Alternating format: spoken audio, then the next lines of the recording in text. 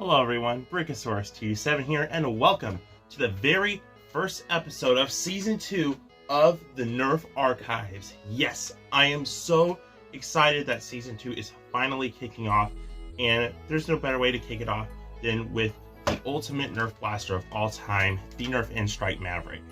Without a doubt, this is the most iconic Nerf blaster of all time, and it isn't even close. This thing is absolute pure perfection. In every single way, this blaster is just absolutely amazing. I can't think of any other way to celebrate this than to kick off Season 2 with it. So let's get started.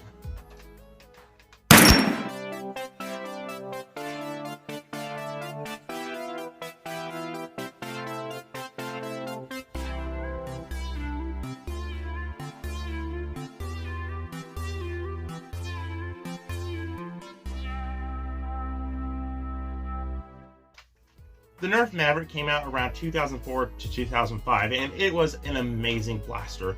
And what's crazy is this ran on shelves all the way up to 2015, at least for me it did. There are many variants of the Nerf Maverick. There's the Midnight Maverick, which looks really cool, my personal favorite, the Sonic Maverick, and then two rarities, the Gear Up Maverick, which looks like it's from Home Depot, and the Whiteout Maverick. There's also a Clear Maverick and an Elite Maverick. It's not Elite, it's just rebranded as Elite, and it's not Whiteout either. Then if you really want to get technical, there's also all of these versions of the Maverick, which are from this old Nerf game, and I really wish these saw the light of day because they look awesome. But this blaster is iconic for a reason, and it had such a long run for a reason, even when N-Strike was done. First off, the Maverick has one of the best grips of all time, and in my opinion, it might be the best grip of all time. It's absolutely amazing.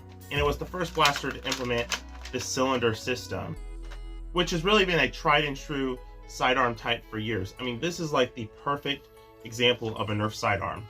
You basically just load your dart into the cylinder, and you can auto-rotate the cylinder with the trigger, which is awesome. Then you pull the priming handle back and you fire. It's so cool. This is the official Nerf blaster in my eyes. This is the icon for Nerf. When you think of Nerf, you think of the Nerf Maverick. And like I said before, this is a toy that is perfectly crafted. I mean, you don't see a lot of toys that are lasting until nowadays. Nerf N-Strike, they still last, and that's kind of crazy.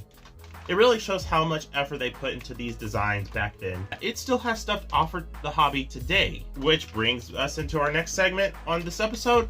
What can this offer? Like I said, more than you would think. You can obviously mod it a bit. You can add pennies as spring spacers, or you could take out the ARs or just upgrade the spring entirely. I think they're so ubiquitous that a mod kit would be a really good idea.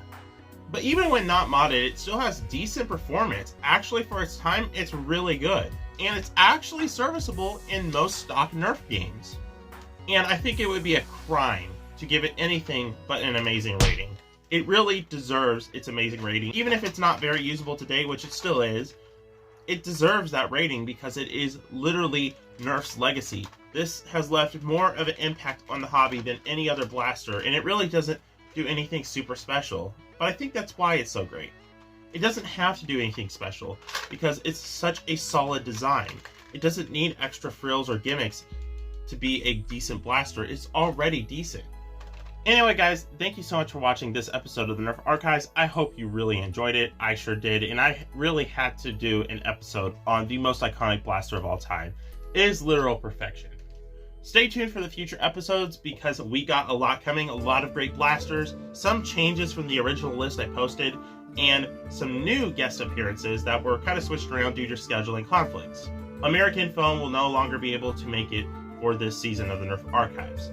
However, we still have Foam Quest. He's going to be doing episode 7, and he's going to be talking about the Nerf rival Hera. And then on episode 4, we have the Nerf Firefly Captain, and he's going to be talking about a vintage blaster called the Nerf Switchfire. And finally, on episode 12, I'll leave it a surprise. I'll leave that as a surprise.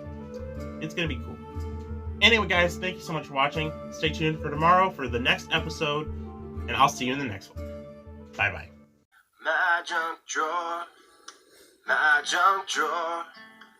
So many things I don't know what they're for, but I won't let it go, no, I will add more useless little things to my junk drawer.